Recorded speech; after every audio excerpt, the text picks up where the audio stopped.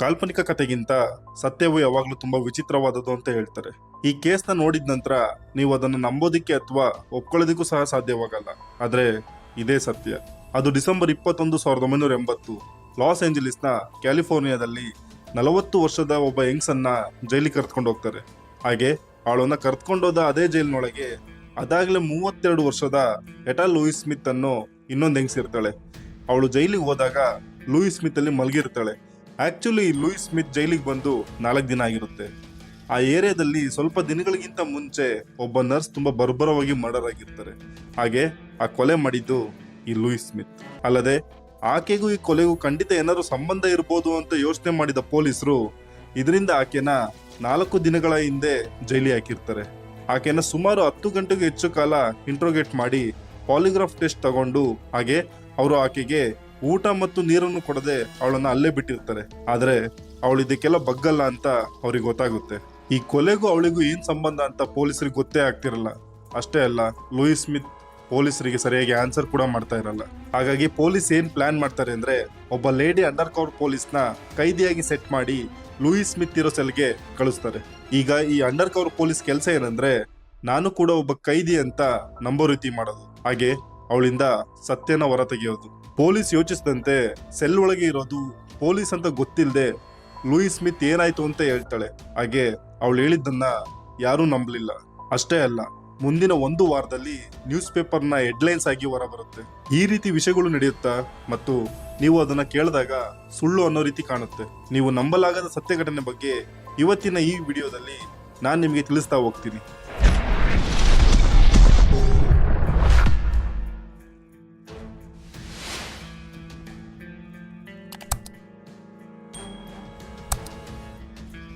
ಈ under cover police cell ಒಳಗೆ ಹೋದಾಗ ಜೈಲರ್ ಆ ಸೆಲ್ ಡೋರ್ನ ಲಾಕ್ ಮಾಡ್ತಾರೆ. ಈಗ ಡೋರ್ ಓಪನ್ ಆಗೋ ಸೌಂಡ್ ಕೇಳಿಸುತ್ತೆ. ಆಲ್ರೆಡಿ ಆ ಸೆಲ್ ಒಳಗೆ ಮಲಗಿದ್ದ ಲೂಯಿಸ್ ಸ್ಮಿತ್ ಎದ್ದು ಕೂತ್ಕೊಳ್ತಾಳೆ. ಈಗ ಕೈದಿಯಾಗಿ ಒಳಗೋದ undercover police Louise Smith ನ ನೋಡ್ತಾರೆ. Undercover police Louise Smith ನ ನೋಡಿದಾಗ ಅವಳು ಕೊಲೆ ಮಾಡಿರೋ ರೀತಿ ಕಾಣ್ತಾ ಇಲ್ಲ, ತುಂಬಾ ಇನ್ನೋಸೆಂಟ್ ರೀತಿ ಕಾಣ್ತಾಳೆ. ಏಕೆಂದ್ರೆ ಲೂಯಿಸ್ ಸ್ಮಿತ್ ಒಂದು ಕೆಲಸಕ್ಕೆ ಹೋಗೋ ಸಾಮಾನ್ಯ ಹೆಂಗಸಿನ ರೀತಿ ಕಾಣ್ತಾ ಇದ್ಲು. ಆದ್ರೆ ಅವಳು ಪೊಲೀಸ್. ಅವಳಿಗೆ ಗೊತ್ತು, ಒಬ್ಬರ ಫಿಸಿಕಲ್ ಅಪಿರಿಯನ್ಸ್ ನಿಂದ ಅವರು ಒಳ್ಳೆಯವರ ಅಥವಾ ಕೆಟ್ಟವರ ಅಂತ ಡಿಸೈಡ್ ಮಾಡಬಾರ್ದು. ಬಿಕಾಸ್ ಇಂತಹ ವ್ಯಕ್ತಿಗಳು ಕೂಡ ಅದೆಷ್ಟೋ ಭೀಕರ ಕೊಲೆಗಳನ್ನು ಮಾಡಿದ್ದಾರೆ. ಸೊ ಈ ಲೂಯಿಸ್ ಸ್ಮಿತ್ ಕೂಡ ಮೋಸ್ಟ್ಲಿ ನನ್ನ ಮುಂದೆ ಆಕ್ಟಿಂಗ್ ಮಾಡ್ತಿರ್ಬೋದು ಅಂತ ಅನ್ಕೊಳ್ತಾರೆ. ಈಗ ಈ ಅಂಡರ್ ಕವರ್ ಪೊಲೀಸ್ ತನ್ನೆಲ್ಲ ಆಲೋಚನೆಗಳನ್ನು ಪಕ್ಕಕ್ಕಿಟ್ಟು ಅವಳ ಬಗ್ಗೆ ಒಳ್ಳೇದು ಕೆಟ್ಟದ್ದು ಅಂತ ಯೋಚನೆ ಮಾಡದೆ ಸ್ವಲ್ಪ ಹೊತ್ತು ಅಲ್ಲೇ ಕೂತ್ಕೊಳ್ತಾಳೆ. ಸ್ವಲ್ಪ ಸಮಯದ ನಂತರ ಈ ಲೂಯಿಸ್ ಸ್ಮಿತ್ ಹತ್ರ ಮಾತಾಡೋದಿಕ್ ಶುರು ಮಾಡ್ತಾರೆ. ಹಾಗೆ ಮಾತಾಡ್ತಾ ಇರ್ಬೇಕಾದ್ರೆ ನೀನೇನ್ ತಪ್ಪು ಮಾಡಿದ್ಯಾ ಅಂತ ಕೇಳ್ತಾಳೆ. ಅದಕ್ಕೆ ಲೂಯಿಸ್ ಸ್ಮಿತ್ ತನ್ನ ಉಬ್ಬುಗಳನ್ನ ಮೇಲೆತ್ತಿ ತುಂಬಾ ಸಿಟ್ಟಿಂದ ತಲೆ ಆಡಿಸಿ ನಾನು ಹೇಳಿದ್ರು ನೀನ್ ನಂಬಲ್ಲ ಅಂತ ಹೇಳ್ತಾಳೆ. ಆಗ ಅಂಡರ್ ಕವರ್ ಪೊಲೀಸ್ ಓ ಹಂಗ ಸರಿ, ನೀನೇನ್ ಮಾಡಿದ್ಯಾ ಹೇಳು ಅಂತ ಕೇಳ್ತಾರೆ. ಆಗ ಲೂಯಿಸ್ ಸ್ಮಿತ್ ಹೇಳಿದ ಒಂದು ಮಾತು ಅವಳು ತುಂಬಾ ಒಳ್ಳೆಯವಳು ಅಂತ ನಂಬಿದ ಪೊಲೀಸರೇ ದಂಗಾಗ್ತಾರೆ. ಲೂಯಿಸ್ ಸ್ಮಿತ್ ಮಾತಾಡ್ತಾ ಪೊಲೀಸರು ಥಿಂಕ್ ಮಾಡ್ತಿರ್ತಾರೆ. ಇದೆಲ್ಲ ಜೈಲ್ ಸೆಲ್ ಒಳಗೆ ನಡೀತಿರುವಾಗ ಅವರಿಬ್ರು ಮಾತಾಡ್ತಾ ಇರೋದನ್ನ ಅಂಡರ್ ಕವರ್ ಪೊಲೀಸ್ ಹತ್ರ ಇರೋ ಸೀಕ್ರೆಟ್ ಮೈಕ್ ನಿಂದ ಹೊರಗಡೆ ಇರುವ ಮತ್ತೊಬ್ಬ ಪೊಲೀಸ್ ಅವರ ಮಾತುಗಳನ್ನ ಕೇಳಿಸ್ಕೊಳ್ತಾ ಇರ್ತಾರೆ. ಆಕ್ಚುಲಿ ಲೂಯಿಸ್ ಸ್ಮಿತ್ ನ ಅರೆಸ್ಟ್ ಮಾಡಿದ್ದು ಅವರೇ. ಹೀಗಾಗಿ ಲೂಯಿಸ್ ಸ್ಮಿತ್ ಮಾತಾಡ್ತಾ ಇರುವಾಗ ಹೊರಗಡೆ ಇದ್ದ ಪೊಲೀಸ್ ಆಫೀಸರ್ ಏನಾಗಿರ್ಬೋದು ಅಂತ ಯೋಚನೆ ಮಾಡ್ತಾ ಇರ್ತಾರೆ. ಹಾಗೆ ಅವರು ಥಿಂಕ್ ಮಾಡಿದ್ದು ಇದನ್ನೇ. ಕರೆಕ್ಟ್ ಆಗಿ 6 ದಿನಗಳ ಹಿಂದೆ ಮೆಲಾನಿ ಅನ್ನೋ ನರ್ಸ್ ತನ್ನ ಮನೆಯಿಂದ ಆಕೆ ಕೆಲಸ ಮಾಡ್ತಿದ್ದ ಆಸ್ಪತ್ರೆಗೆ ಹೋಗ್ತಾಳೆ. ಆದ್ರೆ ಅವಳು ಆಸ್ಪತ್ರೆ ಹೋಗಿ ಸೇರೋದೇ ಇಲ್ಲ. ಈ ವಿಷಯ ತಿಳಿದ ಆಕೆಯ ಫ್ಯಾಮಿಲಿ ಮೆಂಬರ್ಸ್ ಪೊಲೀಸರಿಗೆ ಇನ್ಫಾರ್ಮ್ ಮಾಡ್ತಾರೆ. ಹಾಗೆ ಸ್ವಲ್ಪ ಸಮಯದಲ್ಲೇ ಪೊಲೀಸರು ಮೆಲಾನಿನ ಹುಡ್ಕೋದಿಕ್ ಶುರು ಮಾಡ್ತಾರೆ. ಆದ್ರೆ 2 ದಿನ ಆದ್ರೂ ಮೆಲಾನಿಗೆ ಏನಾಗಿದೆ, ಆಕೆ ಎಲ್ಲೋಗಿದ್ದಾಳೆ ಅಂತ ಪೊಲೀಸರಿಗೆ ಯಾವುದೇ ಕ್ಲೂ ಸಿಗಲ್ಲ. ಹೀಗಿರುವಾಗ್ಲೇ ಮೆಲಾನಿ ಮಿಸ್ ಆಗಿ 2 ದಿನಗಳ ನಂತರ ಲೂಯಿಸ್ ಸ್ಮಿತ್ ನೇರವಾಗಿ ಪೊಲೀಸ್ ಸ್ಟೇಷನ್ಗೆ ಹೋಗಿ ನನಗೆ ಮೆಲಾನಿ ಎಲ್ಲಿದ್ದಾಳೆ ಅಂತ ಗೊತ್ತು ಅಂತ ಹೇಳ್ತಾಳೆ. ಆಗ ಪೊಲೀಸ್ ಆಫೀಸರ್ ಆ ಸಿಟಿ ಮ್ಯಾಪ್ ನ ಟೇಬಲ್ ಮೇಲೆ ಇಟ್ಟು ಹೇಳು ಮೆಲಾನಿ ಎಲ್ಲಿದ್ದಾಳೆ ತೋರಿಸು ಅಂತ ಹೇಳ್ತಾರೆ. ಅದಕ್ಕೆ ಅವಳು 40 ಕಿಲೋಮೀಟರ್ ದೂರದಲ್ಲಿರೋ ಲೋಫೇಸ್ ಕಣಿವೆ ಎಂಬ ಅಲ್ಲಿ ಜನಗಳೇ ಓಡಾಡದಿರೋ ಜಾಗನ ತೋರಿಸ್ತಾಳೆ. ಹಾಗೆ ಮೆಲಾನಿ ಡೆಡ್ ಬಾಡಿ ಇಲ್ಲೇ ಎಲ್ಲೋ ಇರಬೇಕು ಅಂತ ಹೇಳ್ತಾಳೆ. ಅದಕ್ಕೆ police officer okay, Melanie dead body ಅಲ್ಲೇ ಇರೋದು ಅಂತ ನಿನಗೆ ಗೊತ್ತು ಅಂತ ಕೇಳ್ತಾರೆ. ಅದಕ್ಕೆ ಲೂಯಿಸ್ ಸ್ಮಿತ್ ನನಗೆ ಗೊತ್ತು ಅಂತ ಹೇಳ್ತಾಳೆ. ಆಗ ಪೊಲೀಸ್ ಆಫೀಸರ್ ಲೂಯಿಸ್ ಸ್ಮಿತ್ಗೆ ನೀನ್ ಏನ್ ಹೇಳ್ತಾ ಇದೀಯ ಅಂತ ಅರ್ಥ ಆಗ್ತಿದೆ ಅಂತ ಕೇಳ್ತಾರೆ. ಅದೇ ಜಾಗದಲ್ಲಿ ಡೆಡ್ ಬಾಡಿ ಇದೆ ಅಂತ ನೀನ್ ಹೇಳ್ತಾ ಇದೀಯ, ಆದ್ರೆ ಅದ್ ನಿನಗೆ ಗೊತ್ತು ಅಂತ ಕೇಳ್ತಾರೆ. ಅದಕ್ಕೆ ಲೂಯಿಸ್ ಸ್ಮಿತ್ ಏನ್ ಹೇಳ್ತಾಳೆ ಅಂದ್ರೆ ನನ್ ಮನ್ಸಾಕ್ಷಿ ಹೇಳ್ತು ಅಂತ ಹೇಳ್ತಾಳೆ. ಇತ್ತ ಪೊಲೀಸ್ ಆಫೀಸರ್ ಲೂಯಿಸ್ ಸ್ಮಿತ್ ನ ಮೇಲೆ ಕೆಳಗೆ ನೋಡ್ತಾರೆ. ಅವಳ ಕಾನ್ಫಿಡೆನ್ಸ್ ನೋಡಿದಾಗ ಅವಳು ಈ ಕೇಸಲ್ಲಿ ನಮಗೆ ಹೆಲ್ಪ್ ಮಾಡ್ತಿದ್ದಾಳೆ ಅಂತ ಅವ್ರಿಗೆ ಅನ್ಸುತ್ತೆ. ಈ ಲೂಯಿಸ್ ಸ್ಮಿತ್ ಎಲ್ಲಿ ಕೆಲಸ ಮಾಡ್ತಿರೋದು ಅಂತ ನೋಡಿದಾಗ ಅವಳೊಂದು ದೊಡ್ಡ ಏರೋಸ್ಪೇಸ್ ಕಂಪನಿಯಲ್ಲಿ ಕೆಲಸ ಮಾಡ್ತಿರೋದು ಗೊತ್ತಾಗುತ್ತೆ. ಅವಳೊಂದು ದೊಡ್ಡ ಕಂಪನಿಯಲ್ಲಿ ಕೆಲಸ ಮಾಡ್ತಿದ್ದಾಳೆ ಅಂದ್ರೆ ಅವಳಿಗೆ ಗೌರ್ಮೆಂಟ್ ಕ್ಲಿಯರೆನ್ಸ್ ಇರಬೇಕು, ಹಾಗೆ ಡೆಡ್ ಬಾಡಿ ಇರೋ ಜಾಗ ಗೊತ್ತು ಅಂತ ಬೇರೆ ಹೇಳ್ತಿದ್ದಾಳೆ. ಅಂದ್ರೆ ಇದು ಸುಳ್ಳಾಗಿರ್ಬೋದು ಅಥವಾ ಆಕೆಗೂ ಈ ಕೊಲೆಗೂ ಏನೋ ಸಂಬಂಧ ಇರ್ಬೋದು ಅಂತ ಪೊಲೀಸರು ಯೋಚಿಸ್ತಾರೆ. ಈಗ ಪೊಲೀಸ್ ಆಫೀಸರ್ ಸರಿ ನೀನ್ ನಾಳೆ ಬಾ ಅಂತ ಹೇಳಿ ಆಕೆನ ಕಳಿಸ್ತಾರೆ. ಈ ಕಡೆ ಪೊಲೀಸ್ ಹೆಲಿಕಾಪ್ಟರ್ ನಲ್ಲಿ ಆ ಕಣಿವೆಗೆ ಹೋಗ್ಬೋದು ಅಂತ ಹೇಳ್ತಾರೆ. ಲೂಯಿಸ್ ಸ್ಮಿತ್ ಹೇಳದಂತೆ ಮೆಲಾನಿ ಡೆಡ್ ಬಾಡಿ ಅಲ್ಲಿ ಇದೆಯಾ ಅಂತ ಚೆಕ್ ಮಾಡೋದಿಕ್ಕೆ ಹೇಳಿ ಲೂಯಿಸ್ ಸ್ಮಿತ್ ಕೂಡ ಅಲ್ಲಿಂದ ಎದ್ದು ಹೋಗ್ತಾಳೆ. ಸರಿಯಾಗಿ 1 ಗಂಟೆ ನಂತರ ಲೂಯಿಸ್ ಸ್ಮಿತ್ ಮತ್ತೆ ಪೊಲೀಸ್ ಸ್ಟೇಷನ್ಗೆ ಬರ್ತಾಳೆ. ಈ ಸರಿ ಅವಳು ತನ್ನ ಇಬ್ರು ಮಕ್ಕಳ ಜೊತೆ ಬಂದಿರ್ತಾಳೆ. ಅವಳು ತನ್ನ ಮಕ್ಕಳನ್ನ ಕಾರಲ್ಲೇ ಬಿಟ್ಟು ಪೊಲೀಸ್ ಸ್ಟೇಷನ್ ಒಳಗೆ ಬರ್ತಾಳೆ. ಆಗ ಪೊಲೀಸ್ಗೆ, ಸರ್ ನಾನು ಮೆಲಾನಿ ಡೆಡ್ ಬಾಡಿನ ಕಂಡಿಡ್ದೆ, ನಾನು ಈಗಷ್ಟೇ ಅಲ್ಲಿಂದ ನನ್ನ ಮಕ್ಕಳ ಜೊತೆ ಬರ್ತಾ ಇದ್ದೀನಿ ಅಂತ ಹೇಳ್ತಾಳೆ. ನಾವು ಅಲ್ಲಿಗೆ ಹೋದಾಗ ನನ್ನ 7 ವರ್ಷದ ಮಗ ಮೆಲಾನಿ ಡೆಡ್ ಬಾಡಿನ ನೋಡಿ ಅವನು ಕೂಡ ಅಲ್ಲೇ ಕಾರೊಳಗೆ ಕೂತಿದ್ದಾನೆ ಅಂತ ಹೇಳ್ತಾಳೆ. ಇದನ್ನೆಲ್ಲ ಕೇಳಿದ ಪೊಲೀಸ್ ಆಫೀಸರ್ ಸ್ವಲ್ಪವೂ ನಂಬೋದೇ ಇಲ್ಲ. ಅಲ್ಲಿಗೆ ನಾವು ನಾಳೆ ಹೋಗ್ತೀವಿ ಅಂತ ಹೇಳಿದ್ವಿ, ಆದ್ರೆ ಇವಳು ಇದನ್ನೆಲ್ಲ ಹೇಗೆ ಇಷ್ಟು ಬೇಗ ಮಾಡಿದ್ಲು, ಅದು ಕೂಡ ಅವಳು ತನ್ನ ಮಕ್ಕಳ ಜೊತೆ ಅಲ್ಲಿಗೆ ಹೋಗಿ. ಲೂಯಿಸ್ ಸ್ಮಿತ್ ಸ್ವಲ್ಪ ವಿಚಿತ್ರವಾಗಿ ಕಾಣ್ತಿದ್ಲು. ಲೂಯಿಸ್ ಸ್ಮಿತ್ ಆ ದಿನ ಹೇಳ್ದಂತೆ ಮೆಲಾನಿ ಡೆಡ್ ಬಾಡಿ ನಿಜವಾಗ್ಲೂ ಅಲ್ಲಿ ಇದೆಯಾ ಅಂತ ಚೆಕ್ ಮಾಡೋದಿಕ್ಕೆ ತಕ್ಷಣ ಪೊಲೀಸ್ ಆಫೀಸರ್ಸ್ ನ ಒಂದು ಟೀಮ್ ಲೂಯಿಸ್ ಸ್ಮಿತ್ ಜೊತೆ ಆ ಜಾಗಕ್ಕೆ ಹೋಗ್ತಾರೆ. ಅವ್ರು ಅಲ್ಲಿಗೆ ಹೋಗಿ ನೋಡಿದಾಗ ಮೆಲಾನಿನ ಡೆಡ್ ಬಾಡಿ ಯಾರೋ ತುಂಬಾ ಕ್ರೂರವಾಗಿ ಕೊಲೆ ಮಾಡಿರೋ ಸ್ಥಿತಿಯಲ್ಲಿ ಅವಳು ಹೇಳಿದ ಅದೇ ಜಾಗದಲ್ಲಿ ಸಿಗುತ್ತೆ. ಇದನ್ನ ನೋಡಿದ ಪೊಲೀಸರು ತಕ್ಷಣ ಲೂಯಿಸ್ ಸ್ಮಿತ್ ನ ಕೈ ಹಿಡಿದು, ಇಷ್ಟೆಲ್ಲ ಇನ್ಫಾರ್ಮೇಶನ್ ನಿನಗೆ ಗೊತ್ತಿದೆ ಅಂದ್ರೆ ನೀನೇ ಈ ಕೊಲೆ ಮಾಡಿರೋದು ಅಂತ ಹೇಳಿ, so you are under arrest ಅಂತ ಹೇಳ್ತಾರೆ. ಅವಳನ್ನ ಅರೆಸ್ಟ್ ಮಾಡಿ ಜೈಲಿಗೆ ಹಾಕಿದ್ರೆ ಬೈದಿಂದ ಆದ್ರೂ ಅವಳು ತಪ್ಪೊಪ್ಕೊಳ್ಬಹುದು ಅಂತ ಅನ್ಕೊಳ್ತಾರೆ. ಆದ್ರೆ ಪೊಲೀಸರು ಅನ್ಕೊಂಡ ರೀತಿ ಅವಳು ಯಾವುದಕ್ಕೂ ರಿಯಾಕ್ಟ್ ಆಗಲ್ಲ. ಅದರಿಂದನೇ ಒಬ್ಬ ಅಂಡರ್ ಕವರ್ ಪೊಲೀಸ್ನ ಅಪಾಯಿಂಟ್ ಮಾಡಿರ್ತಾರೆ. ಹಾಗೆ ನಿಜವಾಗಿಯೂ ಏನಾಯ್ತು ಅಂತ ಕಂಡಿಡಿಯೋದಿಕ್ಕಂತಾನೆ ಆಕೆನ ಕಳ್ಸಿರ್ತಾರೆ.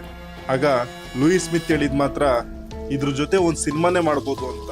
ಹೊರಗಡೆಯಿಂದ ಕೇಳಿಸ್ಕೊಳ್ತಿದ್ದ ಪೊಲೀಸ್ಗೆ ಏನ್ ಮಾಡ್ಬೇಕು ಅಂತಾನೆ ಗೊತ್ತಾಗಲ್ಲ. ಈ ಕೊಲೆ ಇವಳೇ ಮಾಡಿದ್ದಾಳೆ ಅಂತ ಹೇಳೋದಿಕ್ಕೆ ಅವ್ರ ಹತ್ರ ಯಾವುದೇ ಎವಿಡೆನ್ಸ್ ಇಲ್ಲ.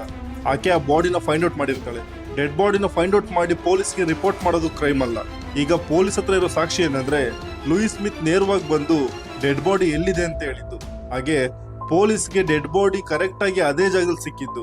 ಪೊಲೀಸರು ಈ ಕೇಸ್ನ ಏನ್ ಮಾಡ್ಬೇಕು ಅಂತ ಯೋಚಿಸ್ತಿರುವಾಗ ಪೊಲೀಸರಿಗೆ ಒಂದು ಫೋನ್ ಕಾಲ್ ಬರುತ್ತೆ. ಆ ಫೋನ್ ಕಾಲ್ ಇಡೀ ಕೇಸ್ನೇ ಉಲ್ಟಾ ಮಾಡುತ್ತೆ. ಡಿಸೆಂಬರ್ 17, 1980ರಂದು ಆಗ ಲೂಯಿಸ್ ಸ್ಮಿತ್ ಪೊಲೀಸ್ ಸ್ಟೇಷನ್ಗೆ ಹೋಗಿರ್ತಾಳೆ. ಹಾಗೆ ಮೆಲಾನಿ ಬಾಡಿ ಎಲ್ಲಿದೆ ನನಗೆ ಗೊತ್ತು ಅಂತ ಹೇಳಿದ್ಲು. ಅದಕ್ಕೂ ಮೊದಲು ಲೂಯಿಸ್ ಸ್ಮಿತ್ ತನ್ನ ಆಫೀಸಲ್ಲಿ ಕೂತು ರೇಡಿಯೋ ಕೇಳ್ತಾ ಕೆಲಸ ಮಾಡ್ತಿದ್ಲು. ಆಗ ರೇಡಿಯೋದಲ್ಲಿ ಮೆಲಾನಿ ಅನ್ನೋ ನರ್ಸ್ ಮಿಸ್ ಆಗಿದ್ದಾಳೆ, ಅವಳ ಕಾರು ಒಂದು ಜಾಗದಲ್ಲಿ ಸಿಕ್ಕಿದೆ, ಆಕೆ ಮಿಸ್ ಆದಾಗ ಇಂತಹದ್ದೇ ಬಟ್ಟೆ ಹಾಕಿದ್ಲು, ಹಾಗೆ ಈ ರೀತಿ ರೇಡಿಯೋದಲ್ಲಿ ತುಂಬಾ ಬರ್ತಾ ಇರುತ್ತೆ. ಹಾಗೆ ಪೊಲೀಸ್ ಆಕೆ ಕಾರು ಸಿಕ್ಕಿರೋ ಜಾಗದಲ್ಲಿ ಎಲ್ಲಾ ಮನೆಗಳನ್ನು ಹುಡುಕ್ತಾ ಇದ್ದಾರೆ, ಆದ್ರೆ ಆಕೆ ಮಾತ್ರ ಸಿಗ್ತಾ ಇಲ್ಲ ಅಂತ ರೇಡಿಯೋದಲ್ಲಿ ಹೇಳ್ತಾ ಇರ್ತಾರೆ. ಈ ನ್ಯೂಸ್ ನ ರೇಡಿಯೋದಲ್ಲಿ ಕೇಳ್ತಿದ್ದ ಲೂಯಿಸ್ ಸ್ಮಿತ್ಗೆ ಇದ್ಕಿದ್ದಂತೆ ಆಕೆ ರೂಮಲ್ಲಿ ಒಂದು ವಾಯ್ಸ್ ಕೇಳೋದಕ್ಕೆ ಶುರು ಆಗುತ್ತೆ. ಆ ಧ್ವನಿ ಮೆಲಾನಿ ಆ ಮನೇಲಿ ಇಲ್ಲ ಅಂತ ಹೇಳುತ್ತೆ. ಆ ವಾಯ್ಸ್ ಕೇಳಿದ ಲೂಯಿಸ್ ಸ್ಮಿತ್ ತುಂಬಾ ಗಾಬರಿಯಾಗಿ ಯಾರದ್ದು ಈ ಧ್ವನಿ ಅಂತ ಆ ರೂಮ್ ಫುಲ್ ಹುಡುಕ್ತಾಳೆ. ಆ ರೂಮ್ ಅಲ್ಲಿ ಅವಳು ಬಿಟ್ರೆ ಬೇರೆ ಯಾರು ಇರಲ್ಲ. ಅದೇ ಟೈಮಲ್ಲಿ ಲೂಯಿಸ್ ಮೈಂಡ್ ಅಲ್ಲಿ ಕೆಲ ಇಮೇಜಸ್ಗಳು ಬರ್ತವೆ. ಜನರೇ ಓಡಾಡದೇ ಇರೋ ಗುಡ್ಡ ಪ್ರದೇಶದಲ್ಲಿ ಮಣ್ಣಿನ ರೋಡ್, ಗಿಡಗಳಿಂದ ಮುಚ್ಚಿರೋ ಚಿತ್ರ, ಕೊನೆಯದಾಗಿ ಆ ನರ್ಸ್ ಹಾಕಿದ್ದ ಬಿಳಿ ಶೋಲ್ ಬಿದ್ದಿರೋದು. ಈ 3 ಇಮೇಜಸ್ ಅವಳ ತಲೆಯಲ್ಲಿ ಇದ್ಕಿದ್ದಂತೆ ಒಂದೊಂದಾಗಿ ಬರೋದಿಕ್ ಶುರು ಆಗುತ್ತೆ. ಆಗ ಲೂಯಿಸ್ಗೆ ಮೆಲಾನಿ ಎಲ್ಲಿದ್ದಾಳೆ ಅಂತ ಗೊತ್ತಾಗುತ್ತೆ. ಆಗ ಅವಳು ಇದನ್ನ ತಕ್ಷಣ ಪೊಲೀಸ್ಗೆ ಹೇಳ್ಬೇಕು ಅಂತ ಅನ್ಕೊಳ್ತಾಳೆ. ಆ ದಿನ ಪೊಲೀಸ್ ಸ್ಟೇಷನ್ಗೆ ಹೋಗಿ ಪೊಲೀಸ್ಗೆ ಹೇಳ್ದಾಗ್ಲೂ ಸಹ ಅದು ಹೇಗೆ ಅಂತ ನನ್ಗೆ ಗೊತ್ತಿಲ್ಲ ಅಂತ ಹೇಳ್ತಾಳೆ. ಆದ್ರೆ ನನ್ನ ಆತ್ಮಸಾಕ್ಷಿ ಹೇಳಿದ್ದು ಮೆಲಾನಿ ಮಾತ್ರ ಇದ್ದಾಳೆ ಅಂತ. ಆದ್ರೆ ಪೊಲೀಸರು ನಾಳೆ ಬಾ ಅಂತ ಹೇಳಿದಾಗ ಲೂಯಿಸ್ ಕಾಯೋದಿಕ್ಕಾಗ್ಲಿಲ್ಲ. ಅದರಿಂದ ಅವಳು ತನ್ನ ಮಕ್ಕಳನ್ನ ಕಾರಲ್ಲಿ ಕರ್ಕೊಂಡು ಅಲ್ಲಿಗೆ ಹೋಗ್ತಾಳೆ. ಅವಳು ಮೈಂಡಲ್ಲಿ ಬಂದ ಇಮೇಜಸ್ ಯಾವುದು ಅಂತ ಜಾಗಕ್ಕೆ ಹೋಗಿ ಸುತ್ತಲೂ ನೋಡಿದಾಗ ಅವಳು 7 ವರ್ಷದ ಮಗ ಮೆಲಾನಿ ಡೆಡ್ ಬಾಡಿನ ನೋಡ್ತಾಳೆ. ಅವಳ ಮೈಂಡಲ್ಲಿ ಬಂದ ಬಿಳಿ ಕಲರ್ ಶೂ ಕೂಡ ಅಲ್ಲೇ ಬಿದ್ದಿತ್ತು. ಅಂದ್ರೆ ಲೂಯಿಸ್ ಕೇಳಿದ ವಾಯ್ಸ್ ಹಾಗೂ ಅವಳ ಮನ್ಸಲ್ಲಿ ಬಂದ ಇಮೇಜಸ್ ಎಲ್ಲವೂ ನಿಜವಾದದ್ದೇ.